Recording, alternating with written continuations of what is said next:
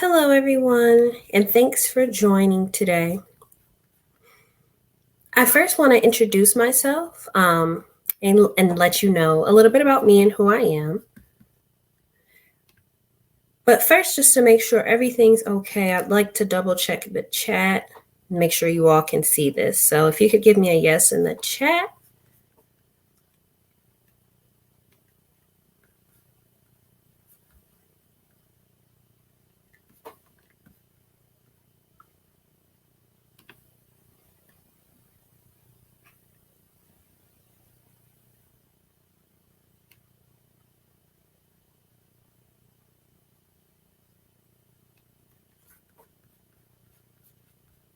So I'll go ahead and get started with presenting.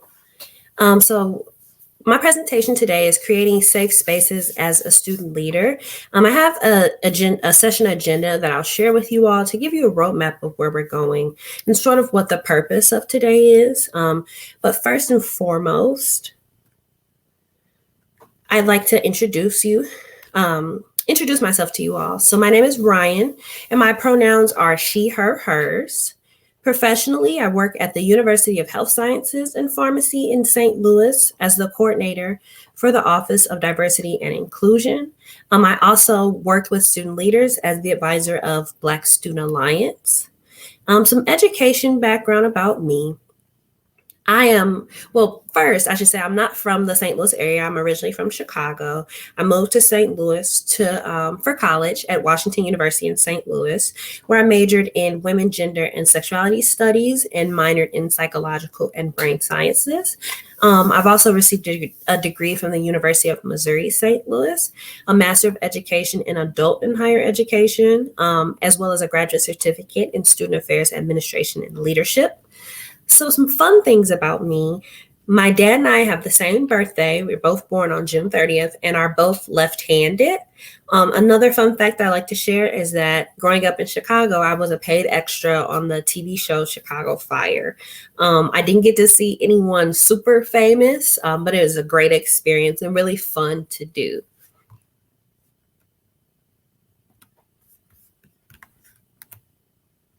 And so to give you an overview of our session today, I'm going to start by defining safe. Like, what is a safe space? What does safe mean? Then I'm going to connect that to psychological safety and share a little bit about the 4 stages of psychological safety and how they connect to creating safe spaces as a student leader on your own campuses. I'll share some common misconceptions about safe spaces and some tips for you to help you combat them if you come across folks who might have misconceptions about the safe spaces you're trying to create. And then I'll give you tips for creating your own safe spaces. And hopefully at the end, I'll try the chat feature and see if I can get some feedback from you all about the presentation. So let's start with defining safe. Like, what is safe? What does it actually mean? So Merriam-Webster had a couple definitions for safe, and I used the first 3. So Merriam-Webster defines safe as free from harm or risk, secure from threat or danger, harm or loss, and affording safety or security from danger, risk, or difficulty. And I think that ties into what a safe space is. It's a space where you don't feel threatened, you don't feel like anything negative is going to happen to you or that you'll be harmed, and maybe not physically harmed, but thinking about that as I alluded to before, psychological safety, there's also mental harm that can happen. And so safe when we think about safe in the context of safe spaces, that's what I'm alluding to. So, therefore, a safe space, generally speaking, is a space that provides respect and emotional security, especially for individuals from historically marginalized groups. And below, to define what I mean by historically marginalized groups, it includes, but is not all inclusive, people of color, women, members of the LGBTQ community, low-income individuals, those who are incarcerated, persons with disabilities, senior adults, and others. So this list is not all inclusive, but that's just some examples of historically marginalized groups. However, and I'll talk about this when I discuss misconceptions about safe spaces. Safe spaces can be for everyone. And I'll talk a little bit about why that is, or what makes that the case later. But it's just spaces that are especially for individuals from historically marginalized groups, but not just for those individuals. So I want to tie safe spaces into psychological safety, and share what the benefits of safe spaces are for our mental well-being, our mental health, especially for you all as student leaders in a times that have been turbulent. There's been a lot going on in the United States regarding social identity.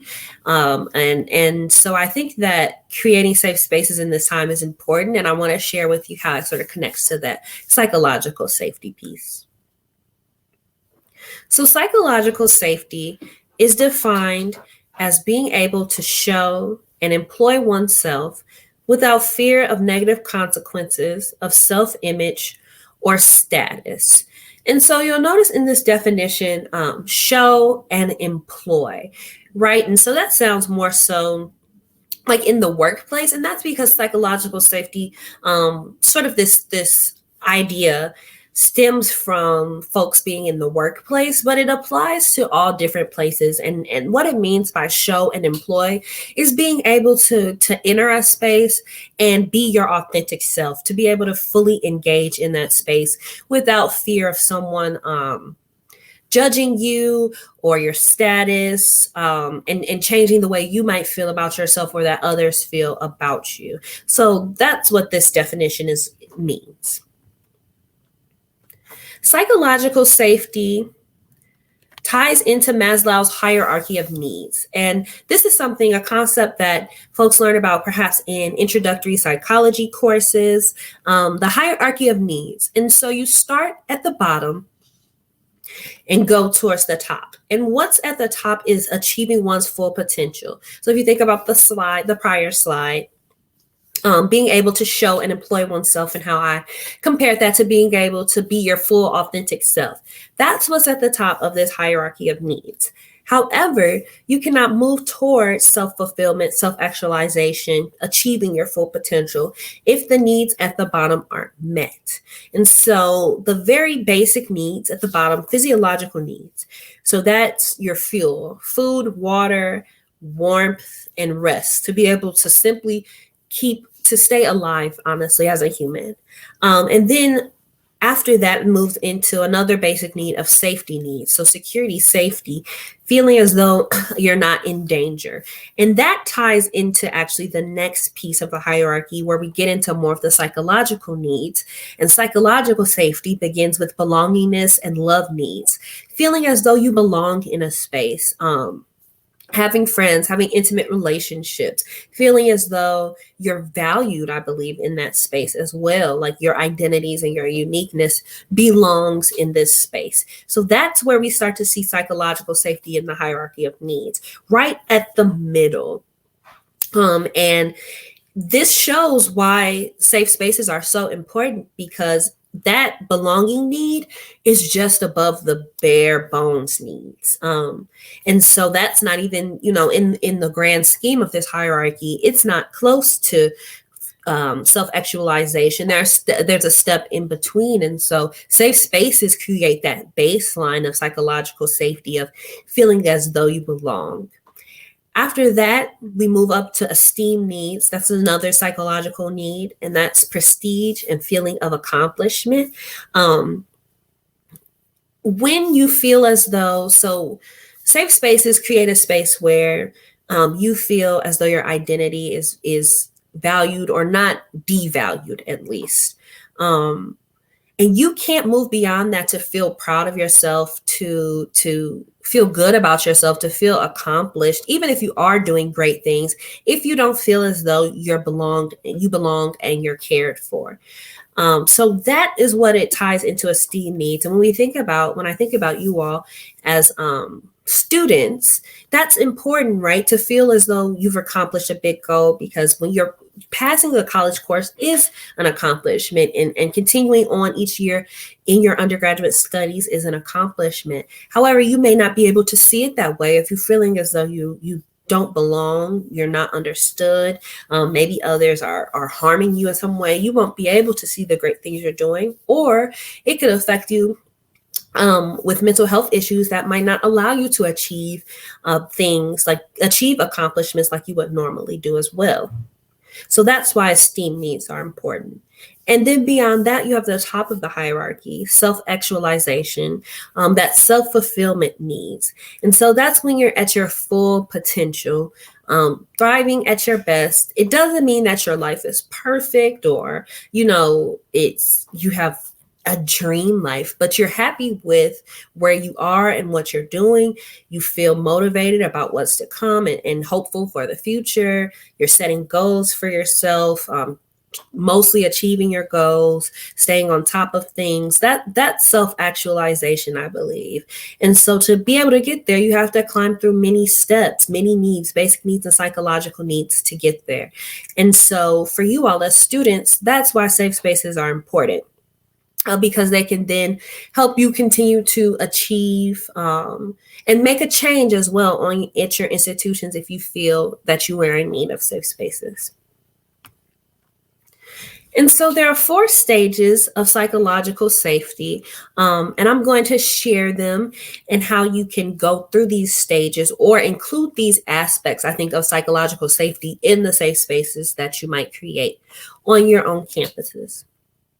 So stage 1 is inclusion safety. It satisfies the basic human need to connect and belong.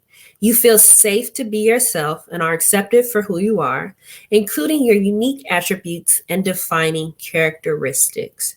So with inclusion safety, if you're thinking about how can I create a safe space on my own campus? I want to bring folks of a certain identity together, or folks who might have had the same experience together to be able to discuss this. And we want it to be a safe space, right? So that starts with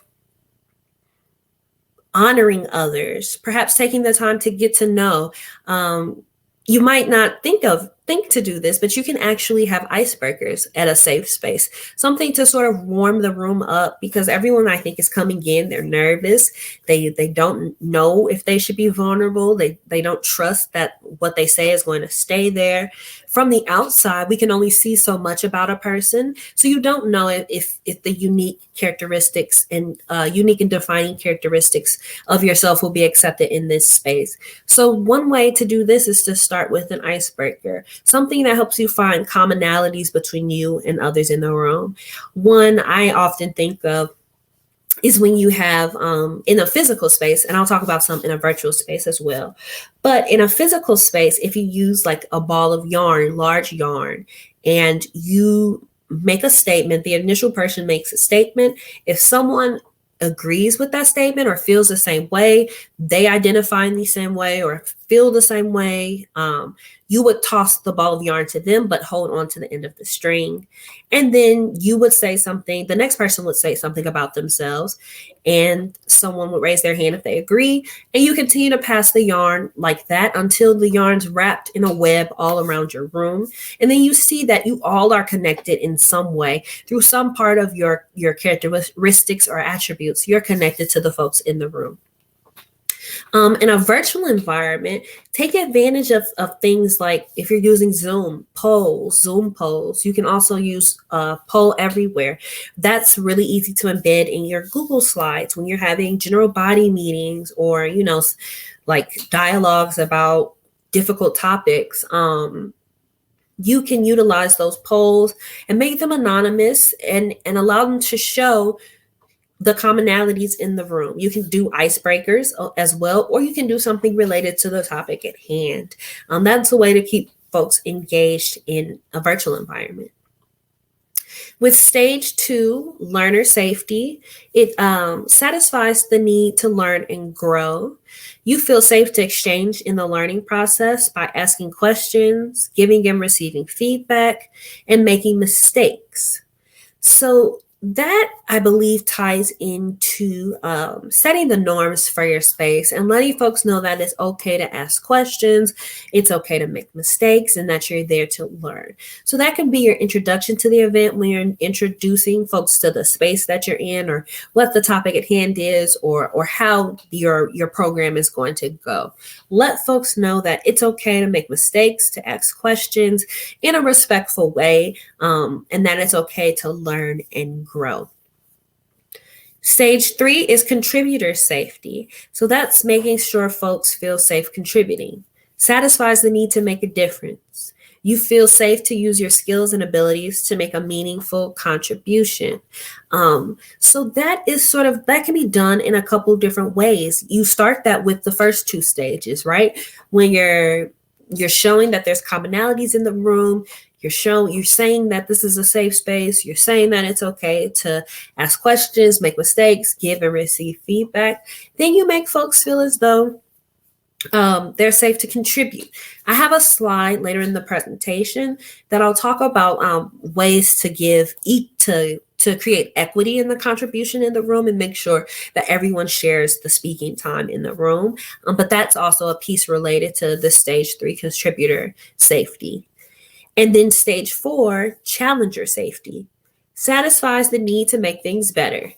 You feel safe to speak up and challenge the status quo when you think there's an opportunity to change or improve.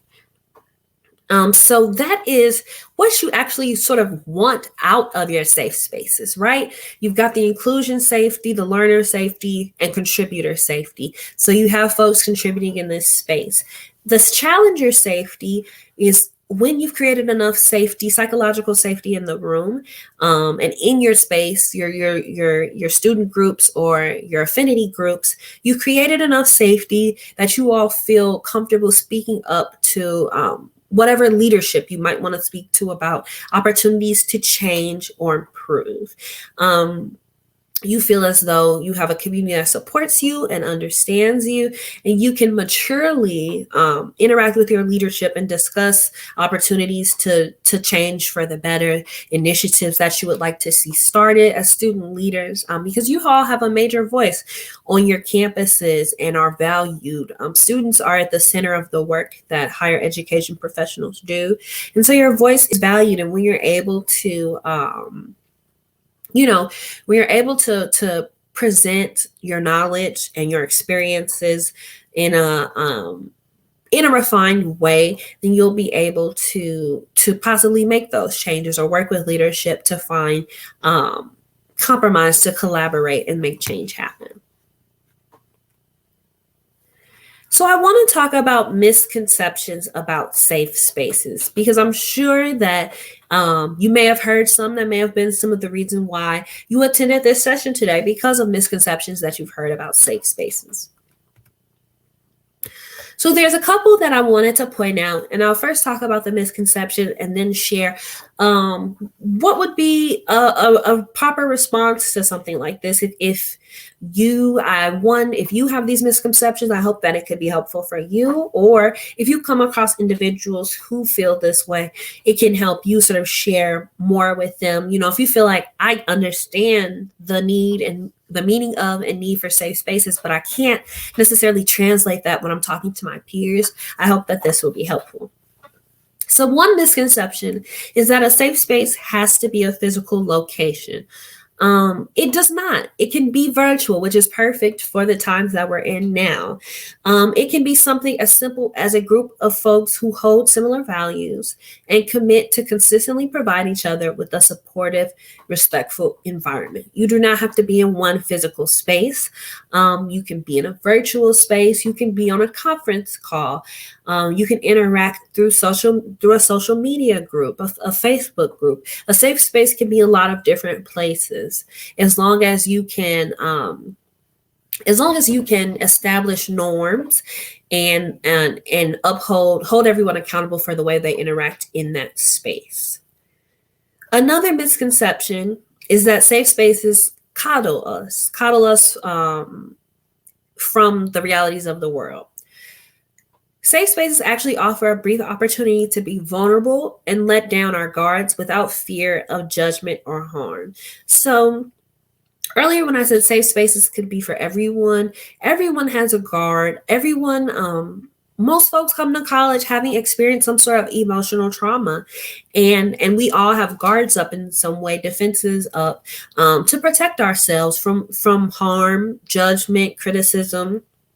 And so safe spaces allow us to sort of let down that guard, to be in touch with more of our emotions, to be vulnerable, to share with others some of the things we might be holding in, without feeling like folks are going to judge you or harm you for what you say. Safe spaces blind us from the realities of the world. That's another misconception about safe spaces. Safe spaces actually allow us to build resilience. So when we're outside of these spaces, we can engage maturely with our peers and be the strongest, most authentic versions of ourselves.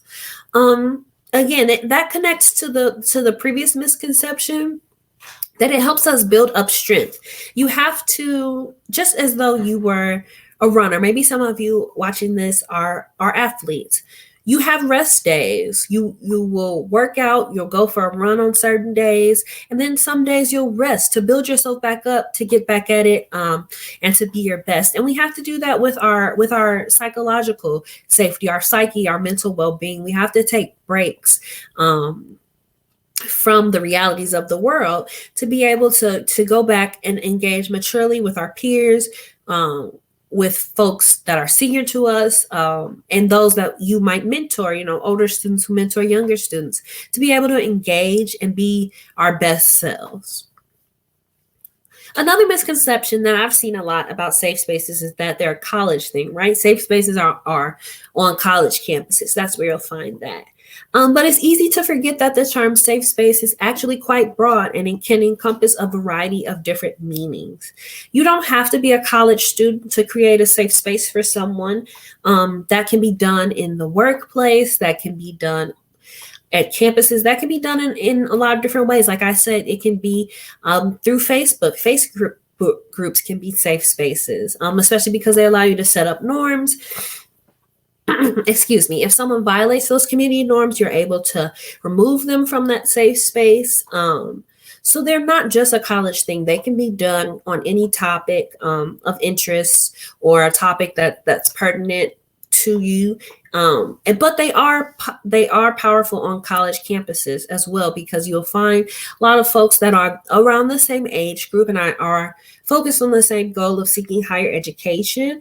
And so it's a place where you can connect and you automatically have something in common with the folks around you. You attend the same institution, or maybe you live on the same residence hall floor. So that's why they can be powerful on college spaces, but they don't just have to exist there.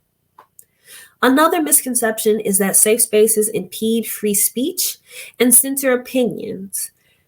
Safe spaces are a tool to help us take care of our mental health so we can continue to actively engage in class, co-curriculars, and other areas of our lives. It's not meant to impede free speech or to censor opinions.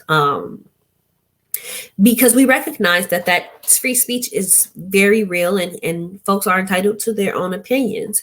It's a space where we can take a minute to take a break from the free speech and opinions that might be harmful to our identity groups, because we can cause harm even when we don't mean to. And so safe spaces allow folks who might have been harmed intentionally or unintentionally to process that experience and to disengage and build themselves back up to go back into the world. And then the misconception I mentioned earlier, safe spaces are only relevant to minority groups. All of us, even those of us who come from privileged backgrounds, arrive at college carrying trauma or some form of emotional baggage and can benefit from safe spaces. Safe spaces don't just have to be about race identity. That is a misconception that they're all about race. It doesn't have to be about race, and it doesn't have to be about sexual identity, gender identity. It can be about experiences in your religious group. If you feel that your religious group is a minority group in wherever you're located, safe spaces can be for that. Safe spaces can be related to experiences. For example, safe spaces could be for folks who served in the armed forces. You can create safe spaces like that on your campus. They would have a common experience or experience the same traumas, and be able to discuss that in that space where they feel like others understand them. It's about having an identity that's unique, that's different from the norm, and being able to share the experiences that you've had with that, the heavy ones, but they can also be the good ones as well. Sometimes we get a misconception that safe spaces have to be about heavy topics, but sometimes it can be about perhaps joy that you've experienced with your identity that others might not understand, things from your culture that others might not understand. Safe spaces can be celebratory as well. And so I want to share tips for creating your own safe spaces as a student leader on your own campuses. So I have a couple tips. The first one, establish norms.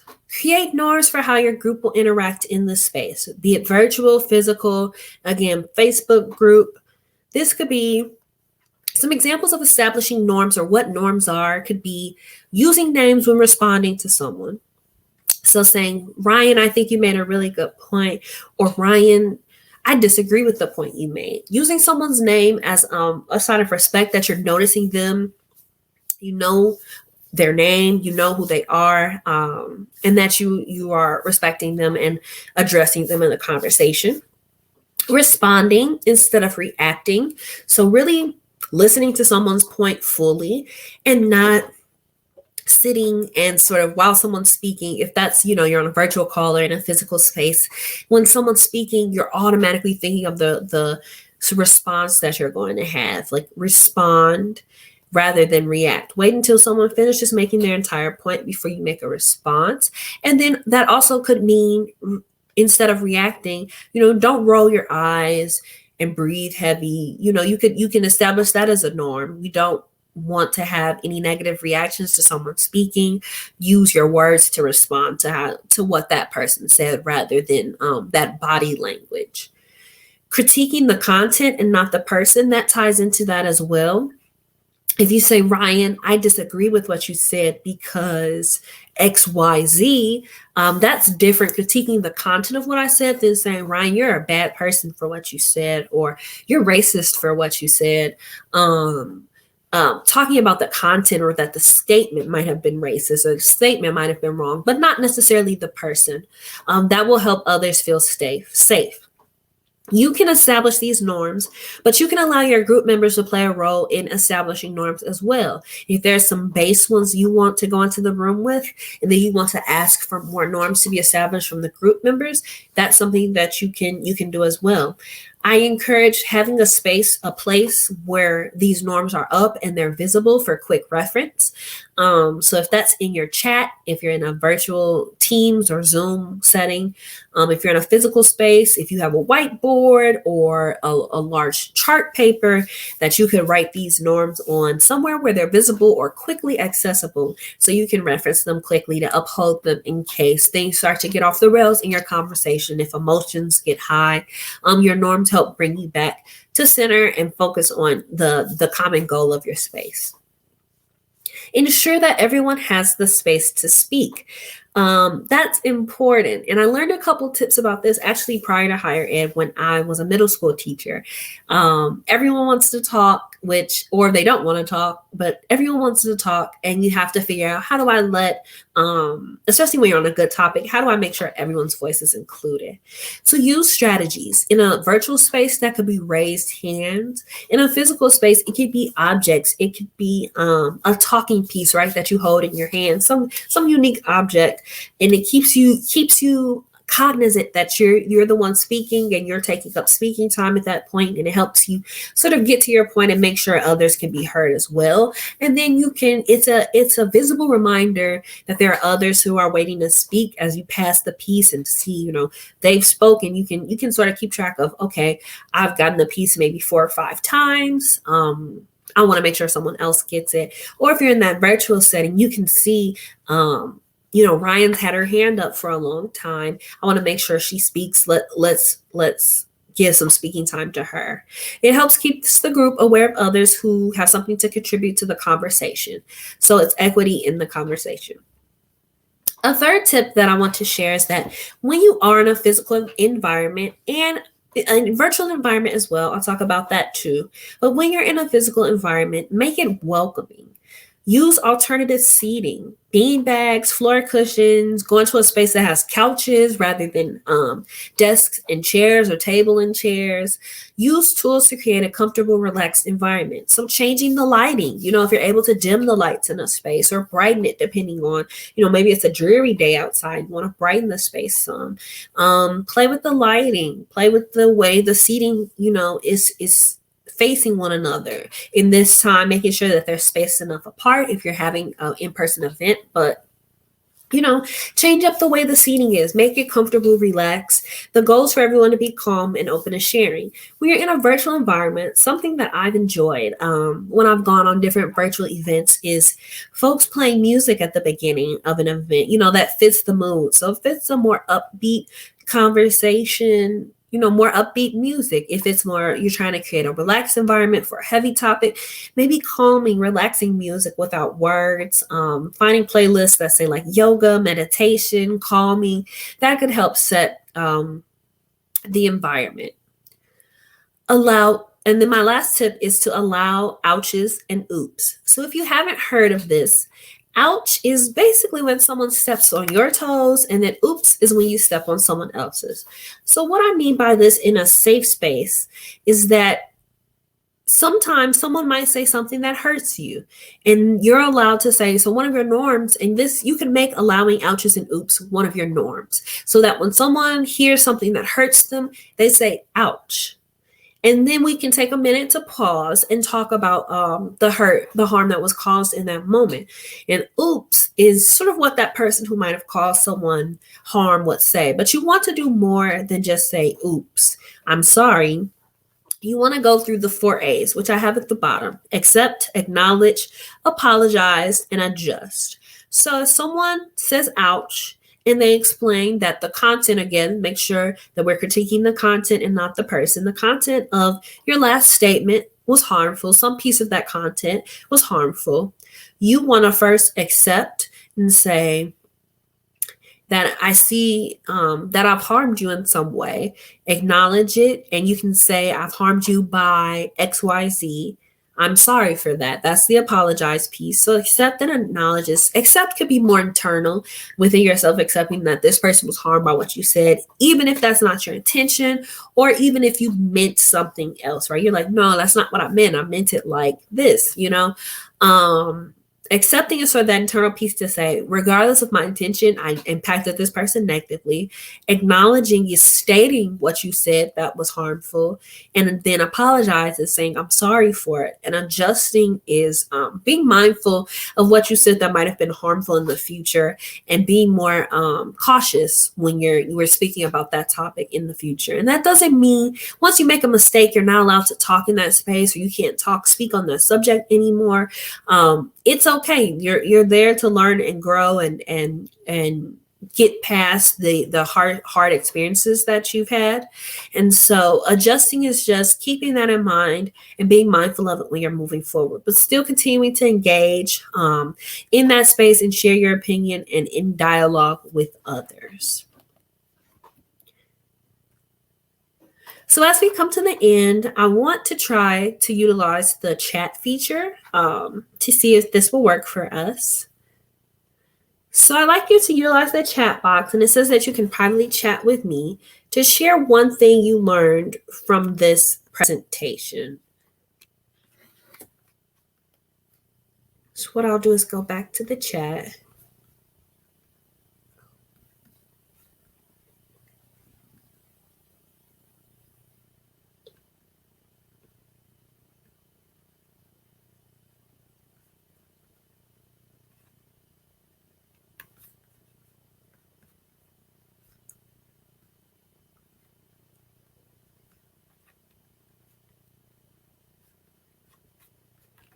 And so I'm not sure if you all can see it on my end. So what I'm going to do is actually move towards the end.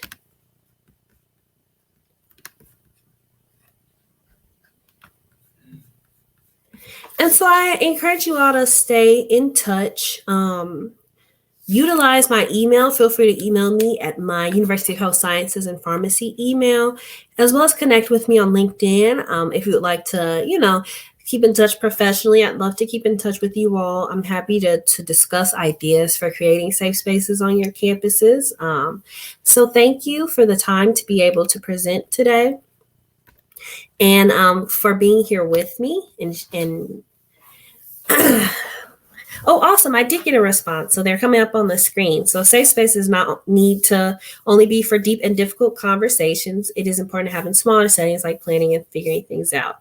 Awesome. Thank you for that comment. So I'm glad that you got that from this session. Awesome. I learned that I can make a safe space anywhere, not just in person. I like the idea of using string to connect each other. Awesome. Good. How the hierarchy of needs plays a role in safe spaces. Wonderful. Well, thank you all so much. Again, if you'd like to connect with me via my email or through LinkedIn, I'd be happy to connect with you and talk about this topic more. Thank you very much.